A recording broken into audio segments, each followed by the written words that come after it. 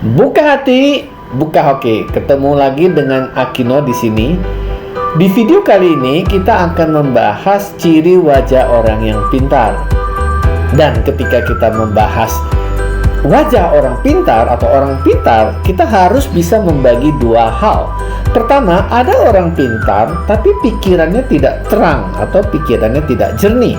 Tapi ada juga orang pintar yang pikirannya cukup jernih dan terang. Nah, spesifik kali ini kita akan membahas bagaimana ciri wajah orang yang pintar dan pikirannya jernih ataupun jelas. Ini adalah gambar cara membaca wajah. Jadi wajah itu dibagi tiga bagian dulu yang disebut dengan sangting, zhongting, xiating, atau bagian atas, bagian tengah, dan bagian bawah gitu. Setiap bagian itu menjadi sepertiga gitu ya. Jadi sepertiga di atas, sepertiga di tengah, kemudian sepertiga di bawah gitu. Jadi wajah dibagi tiga. Dan berkaitan dengan masing-masing bagian atas, tengah, dan bawah, itu adalah pengaruh ataupun dapat diukur usia yang mempengaruhinya gitu. Jadi misalnya ketika membaca kening itu bisa juga membaca kejadian ataupun suatu situasi yang mungkin dihadapi orang pada usia 15-30. Kemudian pada tengah yaitu 31-50 dan setelah ujung ke bawah itu 51 ke atas.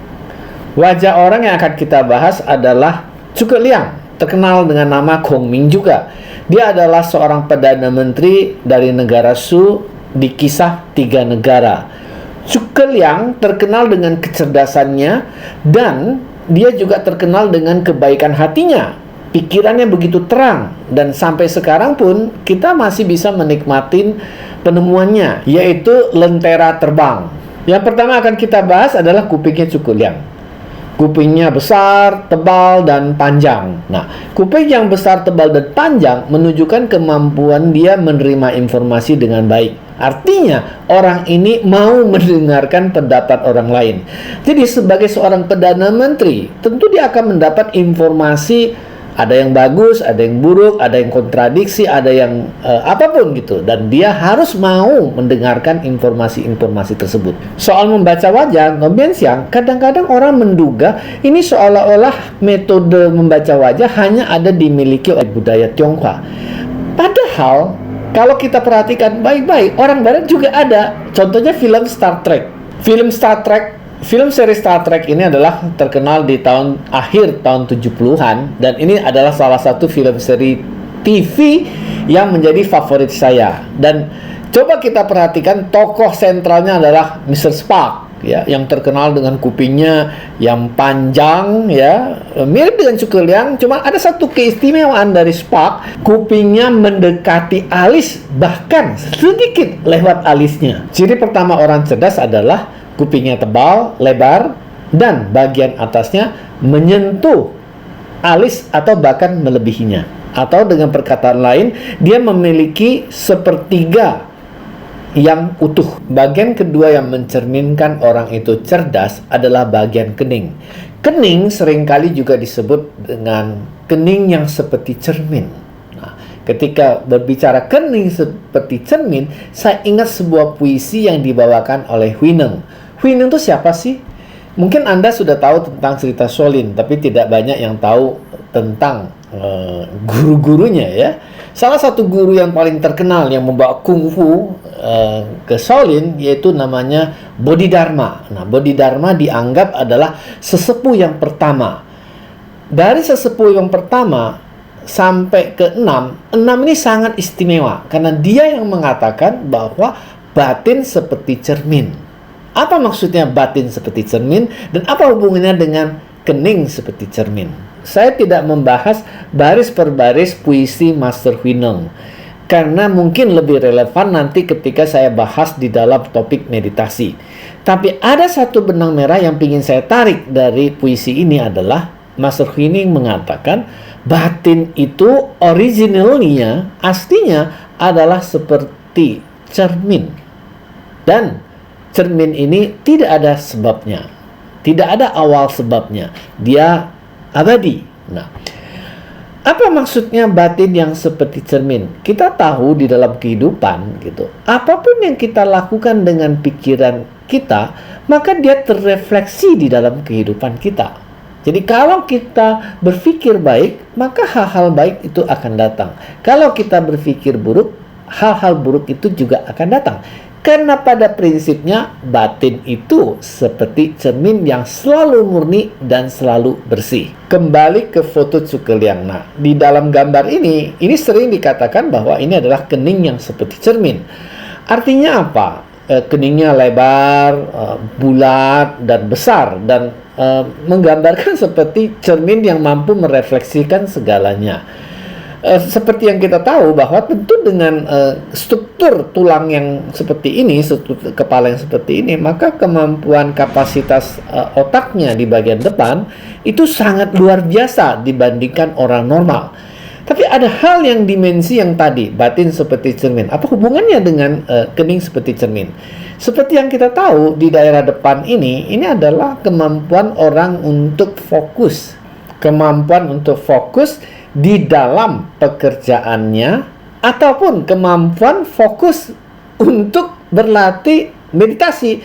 Jangan lupa, Cukeliang adalah seorang meditator, seorang ahli feng shui, seorang ahli Chimen Tunjia, seorang ahli pace, dan dia memiliki kemampuan untuk berkonsentrasi atau bermeditasi dengan kekuatan yang luar biasa. Dengan demikianlah dikatakan kening seperti cermin mampu merefleksikan kecerdasan yang jernih. Ada hal lain yang menunjukkan kualitas Cukeliang ini istimewa, yaitu orang yang pintar menjaga tata krama, orang yang loyalnya luar biasa, dan orang yang sangat mencintai negaranya. Yaitu matanya ada 2 garis, ya. Jadi tidak semua orang Tionghoa itu sipit, ya. Ada 3 hal yang menunjukkan kualitas loyal, tata krama, dan sangat mencintai negaranya. Ketika rajanya Liu Bei meninggal dan penggantinya ataupun anaknya masih kecil itu jadi raja, Cukeliang tidak punya niat sama sekali untuk menggulingkannya. Padahal seluruh militer, semua kekuatan militer ada di tangan Cukeliang. Seluruh kekuatan sipil ada di tangan Cukeliang, dan dia tetap mensupport si raja kecil yang bodoh yang doyan main gitu. Sedikit pun tidak ada tanda-tanda dia mau menggulingkan raja kecil tersebut. Kemudian hal lain adalah dia di dalam kisah Samkok, kisah 3 negara, mengatakan saya tidak akan terima gaji karena tanah di halaman desa dia sudah cukup memberikan makan kepada dia. Hal ketiga yang istimewa adalah loyalitas yang luar biasa kepada raja sebelumnya, Liu Bei.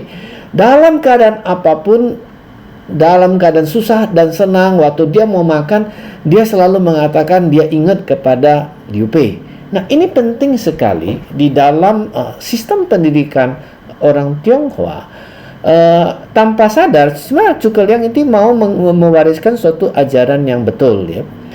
Ketika seorang anak itu selalu ingat kepada papa mamanya, kepada orang-orang yang berjasa, maka dia akan mudah sekali dididik.